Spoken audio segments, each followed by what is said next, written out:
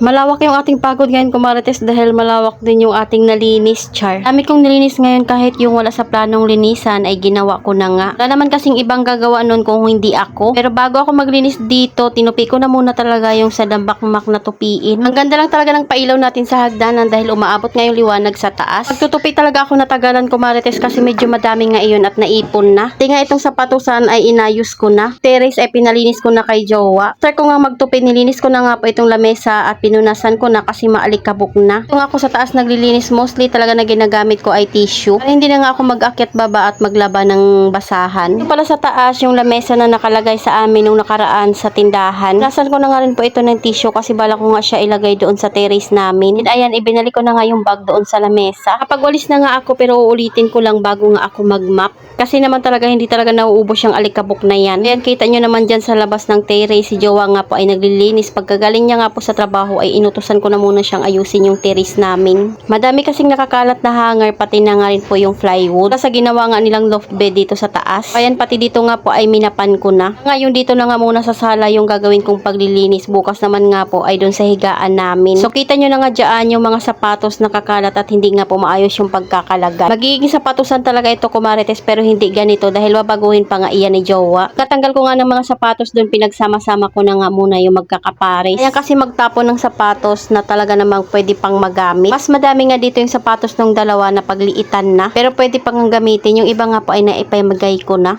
So ayan, yung ating Corolla na sapatos ay nakabalot talaga yan sa kanyang lagayan. Itong sapatos na white, kumarites, madumi lang yan pero maganda pa yan at halos dalawang beses ko nga lang yata nasuot iyan. Mula kasi nung nag-finishing nga dito ay hindi ko na talaga yan nalinis kasi naman talagang tinatamad nga akong linisin. At dahil hindi ko na matiis yung kalat niya, kaya nilinis ko na rin. So hindi pa naman yan yung final na itsura, pero syempre habang hindi pa na nga nagagawa ni jowa, ayan, nilinisin ko na. Yung green nga na nakalagay dyan sa hagdanan, kumarites, hindi na talaga yan bagay dyan. Lagay ko lang yan para naman nga pumatakpan kasi hindi pa yan nakamasilya. Pero balak ko nga yan takpan ng wallpaper na lang. Dami pa kasi akong wallpaper na hindi nagagamit. So ayan, at maayos na nga tingnan kahit papaano yung mga nakalagay na sapatos dyan. Nakaraan ko pa inutos ito kay jowa na tanggalin na nga, pero ako na nga ang gagawa. O diba kita naman na hindi na talaga siya bagay, pagkatanggal pa lang ay parang umaliwalas na kaagad. At dahil nagkakandahulugan nga yung alikabok, kaya kailangan naman natin linisan itong ating hagdanan at walisan. Maganda na talaga siya tingnan at maayos na. Natuwa lang talaga ako sa napili kong tiles para sa hagdanan namin ay bumagay lang. Matutulog nga sana ako ngayong tanghali, kumarites, kaya lang hindi naman nga ako nakakatulog kasi naiisip ko nga yung tupiin at yung kalat dito sa taas. Kahit nakapikit nga ako, iniisip ko pa rin yung aking gawain. Ko alam kung ako lang ba yung ganito na hindi napapakali hanggat hindi nga nakakapaglinis. Sa totoo lang, habang naglilinis nga ako dyan, kumarites, may kasama nga ating talagang pag-iingay. Lagi ko nga silang sinasabihan na pag may kinukuha ng gamit ay ibalik kung saan kinukuha para hindi nga po makalat. Kailang utos na nga rin po ako sa kanila na magbawas nga po ng kalat sa taas at magwalis. Sa wakas nga ay nakatapos na rin maglinis at gabi na rin. Kaasikaso na naman nga ng uulamin. Ilang araw kayang tatagal itong linis ng bahay namin. So ayan, sulit nga yung pagod at pawis. O di ba padilim na nga sa labas, kumarites, at talaga namang inabot na ako ng gabi sa paglilinis. Ihagdanan at saka yung lagayan nga ng sapatos namin ay malinis na. Yung mga nakalagay sa gilid na gamit ay mga pre-sample iyan. So ayun lang muna, kumarites, salamat sa panonood. Follow for more. God bless us at sana i-share nyo na nga rin po itong aking video.